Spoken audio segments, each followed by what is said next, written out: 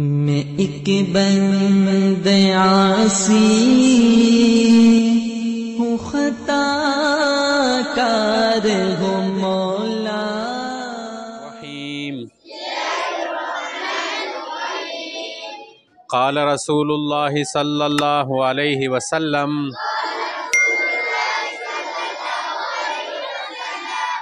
من بنا للہ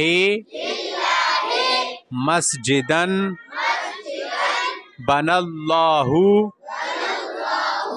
لہ بیتن فی الجنت۔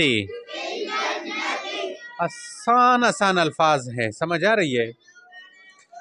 پھر پڑھو دوبارہ۔ قال رسول اللہ صلی اللہ علیہ وسلم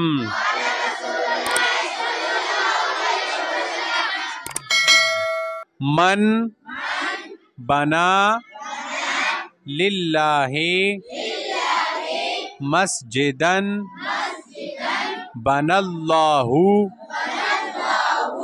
لہ بیتن فی الجنت۔ پھر پڑھو ایک دفعہ۔ قال رسول اللہ صلی اللہ علیہ وسلم من بنا اللہ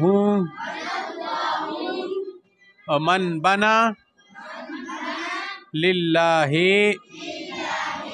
مسجدن بنا اللہ لہ بیتن فی الجنت۔ ابھی تم پڑھ سکتے ہو سارے، پڑھو ایک ایک لفظ پڑھو۔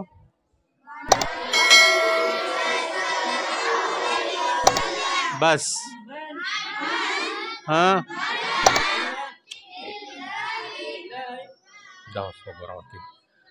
للہ، آگے ہاں ہاں، شاباش شاباش۔ ہاں، اس طرح ایک ایک لفظ کو آپ 2 دفعہ 3 دفعہ 10 دفعہ پڑھو، ایک ایک لفظ کو۔ من بنا للہ مسجدن بنا اللہ لہ بیتن فی الجنت۔ اب 10 دفعہ تم اس طرح دہراؤ تو یہ حدیث آپ کے ذہن میں بیٹھ جائے گا، پھر بھولے گا نہیں۔ اور دوسری بات کہ پھر آپ یہ حدیث گھر میں بھی سنو۔ اب ترجمہ کرو، شاباش۔ رسول اللہ صلی اللہ علیہ وسلم نے فرمایا،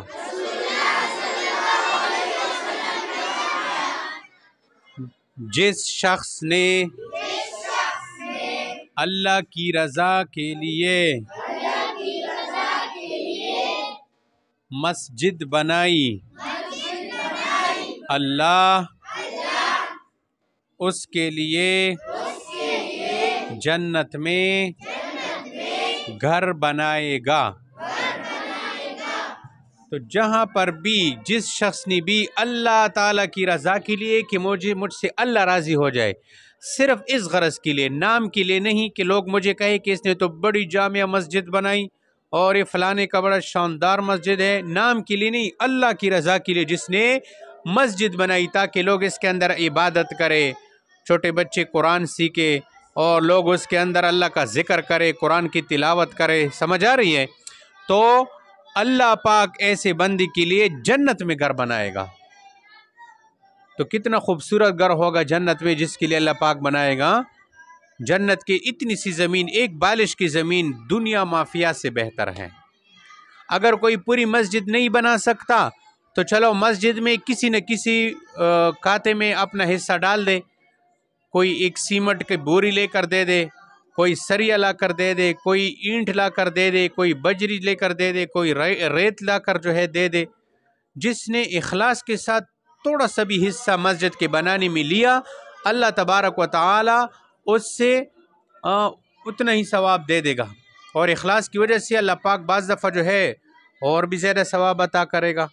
تو اللہ کی گھر مساجد جہاں پر بن رہی ہو اس میں سے اپنے طاقت کے مطابق پیسہ خرچ کیا کرو، اس کا بہت بڑا اجر و ثواب ہے۔